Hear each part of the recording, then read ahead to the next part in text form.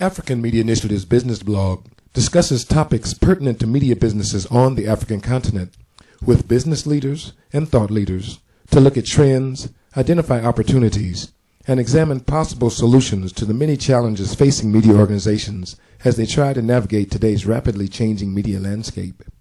In today's discussion, Nation Media Group's business editor Wallace Kantai talks about how media business models are changing, the prospects for growth in the media industry, and the benefits of having more and better stories in the media about business and entrepreneurship.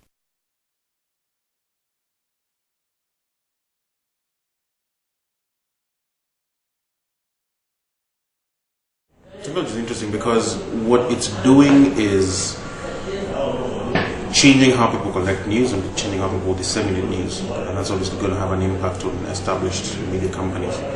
In terms of how to collect news, the old model used to be that you'd send out a reporter in the television business with a camera, in the print business with a notebook and possibly a stills camera, wait for them to come back, process the story, and then get it out.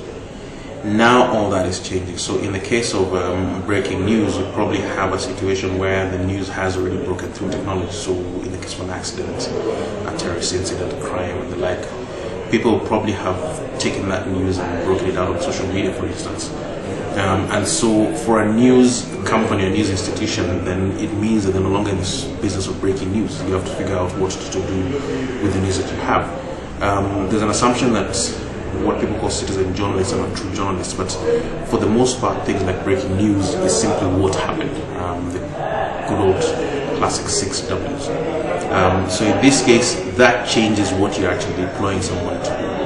In the case of corporate news, results from a company, in the case of new products, launches and new product announcements, changes in personnel, again, a lot of this tends to be broken through other channels.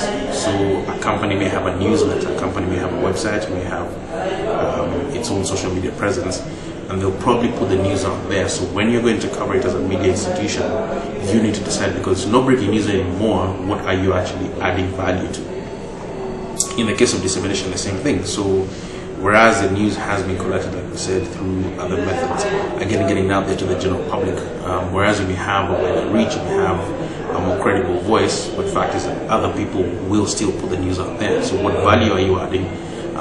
What are you actually going to do that's going to create the difference in what you're actually doing?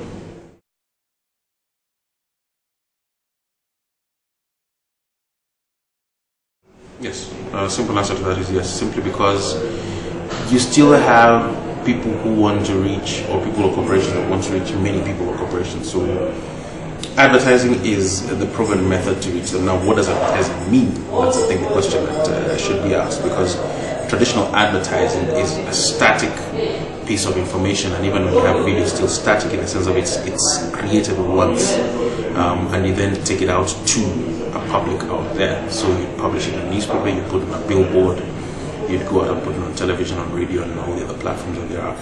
Now advertising is no longer what it used to be. It's no longer that static. Sometimes advertising, it's getting to the point where advertising responds to the person who's being advertised to. Because of where we're reaching in terms of getting to know people put a lot of the information out there, you actually have advertising that's tailored to you. Now, it's not very big in Africa, but it's coming. It's right now in very crude methods, which is simple demographics. So if you're male of a certain age, of a certain predilection in terms of your preferences, of a certain race, it's still out there. And it's going to get to the point where it's all individual. And so it means when you ask whether advertising is important, of course it is. But what is advertising? And I think that question is not yet answered. It's going to be answered in the next decade or so. We have this, I think it was a movie Minority Report, where you have sort of walking through a mall and all these individualized ads are coming towards. So it's actually getting to the point where, if you think about the mobile phone, possibilities of you and your spouse walking into a shopping mall and getting 2 different sets of adverts because of your interest, because of 2 different genders. So you may have an advert coming to you that tells you that there's a great offer on sports shoes. You may get one that says there's a great offer on baby's clothes. And so that's a possibility. Now, what does that mean for media houses? It means we need to be more active. So the old days of publishing, taking advertising in at 3 p.m., publishing in the next day's paper, that's still going to be there. But it will change, and it's going to be more complementary as opposed to it replacing entirely the traditional forms of advertising. So yes, advertising is still going to be important going into the future.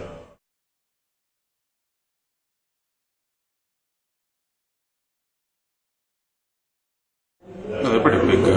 If you think about the largest circulating newspaper, which is the Daily Nation, I think we're hitting 300,000 odd copies. My numbers may not be totally accurate, may not be totally correct, but 300,000, if you put that in the context of one newspaper gets read by 10 people, the numbers then go into the millions. But still, you're talking about 3 million people.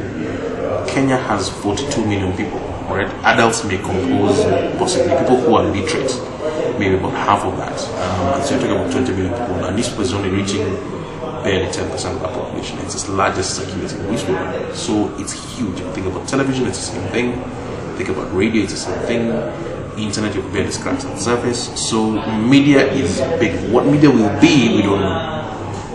Or what shape it will take, or how people will interact with it, we're still not sure. But in terms of sheer numbers, there's huge possibilities for growth. And that's Kenya. Kenya is a fairly advanced media market. Think about bigger media, other media markets in the East African region, Tanzania, Rwanda, Uganda. Some of these countries have maybe one paper, spread over one daily newspaper, sometimes even just one weekly newspaper. That's huge. Think about it from a larger perspective of the African continent. There's still the notion that newspaper markets, television markets, radio markets are individualized cities and to countries, right? Where is the space for regional newspapers, even continental newspapers, continental media institutions? That's a huge gap that needs to be filled.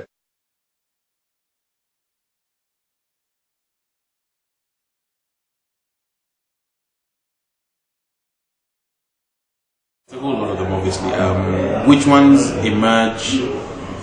And again, media is a difficult beast to deal with. If you're selling soda, it's a simple matter of do people buy the soda, do they not buy the soda? Media is a different thing because there's one part of what media do people consume.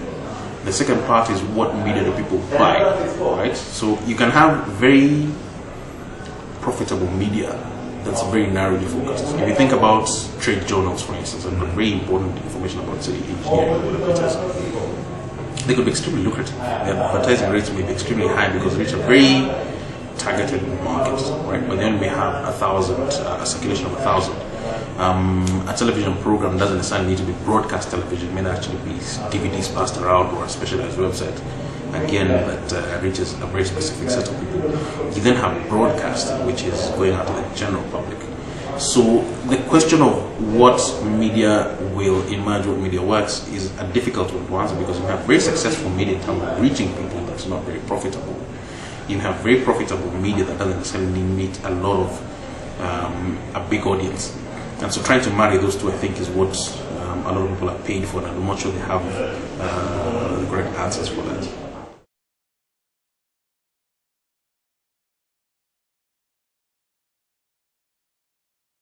Yeah, if I had $10,000, I'd probably paint my bedroom and then get a very good laptop computer, a very good internet connection, and a very good camera. Simply because you can now, I'm not sure we're there yet as Africa, but you can now, if you think about it, create a media brand that's purely internet based. Now, will it pay you money? I'm not sure it will, but if you think about it, the big media house, the Nation Media Group, talks about the billions of shillings, all right, hundreds of millions of dollars in terms of revenues and profits. An individual doesn't need hundreds of millions of dollars or billions of shillings to be doing very well. Someone like that might do very well on $5,000 a month. Now, where do you get the $5,000 a month? Now, monetizing your brand, if you want to call it that, will be the big question. And so seriously, I would paint my bedroom and get a very good internet connection, very good equipment, because it means I can put content out there that will reach someone. If we go back to what we discussed at some point, which is your niche publications that reach very niche audiences. If you can create that niche for yourself and become the expert in it, then you can imagine how many people follow you. Now, how do you monetize that? Do you create a walled garden of content where people come and pay to be able to access it? Do you put it out on platforms where there's an advertising revenue model what do you do? I am not sure, but it can work. With a lot more money, then you start looking at the other possibilities, and you'd be shocked that my option may actually be to go into traditional media, right? Good old newspapers, good old television stations, good old radio stations, because there's still a huge mind that hasn't been struck. Because a lot of people are still not interacting with media platforms on a regular basis, and even those that do are not being reached. If you think about advertising, it's still very scattershot. People try and reach huge populations. I think of things like luxury advertising hasn't taken off in Africa, but there's a huge taste for luxury goods and products in this part of the world. And the assumption tends to be that your market for big expensive cars is probably 10 or 50,000 people, say, in Kenya, East Africa. So it's not worth it to put out an advert that reaches 10 or 50,000 people. But think about it, if you sell one luxury vehicle, you're probably earning $250,000, right? And so you're going to do 10 of those in a year. That's more than $2 million. So it may be worth it for you to actually go out and figure out how to reach them. If you think about what people like calling the bottom of the pyramid, it's the same story. So people tend to concentrate on the large middle that's there, so it appeals to everyone, but people don't think about how to reach certain specific parts of the market. So put a newspaper over there that is reaching that sort of market, you'd be surprised at how people come and respond. Same thing can be said for television, same thing can be said for radio, same thing can be said for traditional internet, and I can't believe we're talking about traditional internet, but yes, traditional internet, which is websites that reach a number of people. Now, you get into the brave new world of what they call Web 2.2, which is people responding with their own content. Then again, those are possibilities. No one has yet been able to figure out how to do it. The problem with us is that we tend to look at American models, but American models can be very misleading for one good reason, because the American market is 315 odd million people, meaning that any niche you can think of is worth millions of people, whether they think about it from an ethnic point of view. So black people, there's tens of millions, Asian Americans and whatever others. If you think about the luxury market, if you think about males, females, young people, dog lovers, whatever, there's huge numbers of people in any of those niches in the United States market. So the problem with us is that when you look at that, people try and recreate the same thing here. But here the numbers may not be of the kind that would support what they do there. So where you had, say, Pets.com, the famous internet company that flamed and died in the early part of the century, they could do that because the pet market in America, I think, was worth 12 or 13 billion dollars or something like that. The pet market in Kenya, East Africa, is not worth that much, but it does exist. Now, you don't reach them through a pets.co.ke. What you try and do is figure out how do you reach them in ways that actually make sense in this market. Our problem is that we tend to, because it's very loud, if you go on the internet, the American set of content, because of language, because of tradition, because of first mover advantage, is very loud in our faces. So people tend to want to recreate what they see out there. So there's facsimiles of eBay and of YouTube and of PayPal and Amazon and all sorts of other things there because they work in that market. Does it work in this one? I'm not saying it doesn't, but you need to think about it from your market's point of view, right? Now, if you do that, you're going to make quite a tidy bundle. And if you imagine when we started speaking about technologies, Safaricom and M-Pesa, it didn't try and recreate something that exists out there. It looked at current reality and said, this is what our current reality is, and this is how we can do it. And they're transforming the markets and they're making quite a tidy bundle at it. Now, if you go about it with that sort of mindset, then you'll be successful.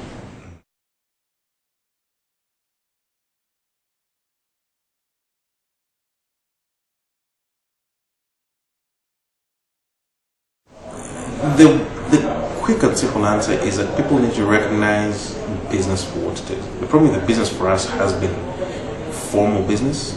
It has been people in suits and ties in the case of men, people who will recognize. But business is business. Business is human interaction.